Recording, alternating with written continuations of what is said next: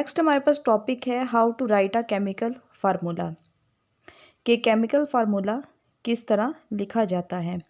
इस टॉपिक में हमारे पास साथ ही एक फ्लावर में नज़र आ रहा है जिसमें हमारे पास सेंटर में लिखा हुआ है सिग्निफिकेंस ऑफ केमिकल फार्मूला कि केमिकल फार्मूला की क्या सिग्निफिकेंस है, इसकी क्या इंपॉर्टेंस है। तो इससे सबसे पहले हम ये डिस्कस कर लेते हैं। इसमें हमारे पास 5 पॉइंट बताए गए हैं जिसमें नंबर 1 टॉप में हमारे पास है कि chemical formula it represent the name of the substance. ये सब्सटेंस का नेम शो करता है, मिसाल हमें वाटर की दी गई है। सेकेंड पॉइंट है it also represent 1 mole of the molecule in the balanced chemical equation. जो केमिकल फार्मूला होता है वो 1 मोल ऑफ सब्सटेंस को शो करता है बैलेंस्ड केमिकल इक्वेशन के अंदर।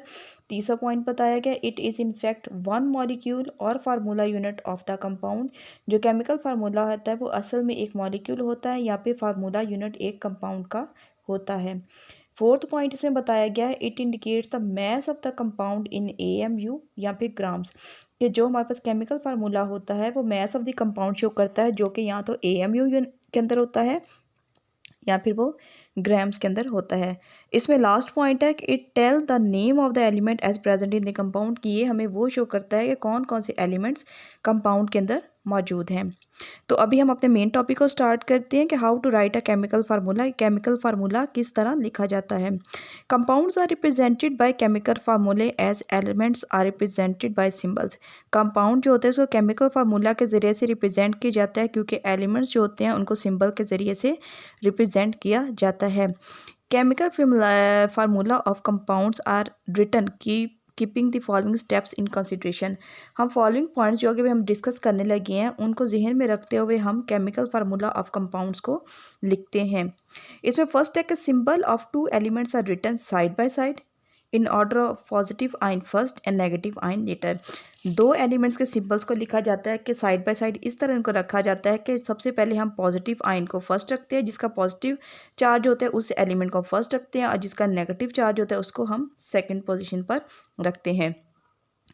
Second point the valency of each ion is written on the right top corner of its symbol. Valency जो होती है हर एक आइन की उसको टॉप राइट कॉर्नर के ऊपर सिंबल के लिखा जाता है। मिसाल के तौर पर सोडियम की +1 है तो इसके ऊपर प्लस है, कैल्शियम +2, क्लोरीन -1 और ऑक्सीजन की 2- है। This valency of each ion is bought to the lower right corner of other ion by cross exchange method. ये जो वैलेंसी हर एक आइन की होती है उसको लोअर राइट कॉर्नर के अंदर लेके आया जाता है और इस मेथड को क्रॉस एक्सचेंज मेथड कहा जाता है।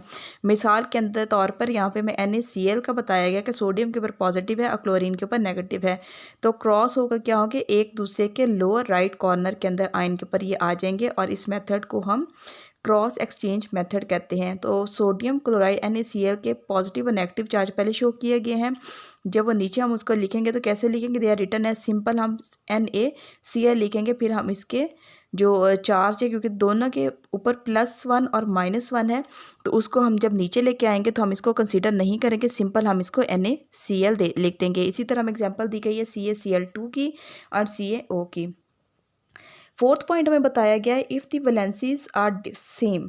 अगर वैलेंसीज सेम हो they are offset and not written in the chemical formula. Same case हमने जो NaCl का देखा है कि अगर वैलेंसी सेम है तो उनको केमिकल फार्मूला के अंदर नहीं लिखा जाता। But if they are different, लेकिन अगर वो डिफरेंट हों they are indicated as such at the same position. For example in case of sodium chloride अगर ये वैलेंसीज हमारे पास डिफरेंट हो तो उनको क्या किया जाएगा, सेम पोजीशन में लिखा जाएगा। इसमें मिसाल हमें दी गई है सोडियम क्लोराइड की, both the valencies are offset and chemical formula is written as NaCl।